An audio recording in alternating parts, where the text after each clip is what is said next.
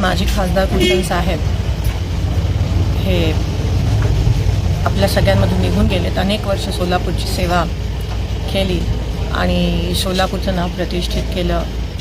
टेक्स्टाईलमध्ये असेल, सोलापूरचा पूर्व भाग असेल, ह्या क्षेत्राच्या विकासात कुलकर्णी साहेबांचं खूप मोठं कॉन्ट्रीब्युशन होतं. वयाच्या 92 वर्षी ते आपल्याला सोडून गेले, चांगले झाले आणि आज त्यांची पूर्व भागात खास करून उणीव खूप मोठ्या प्रमाणात जाणवणार आहे.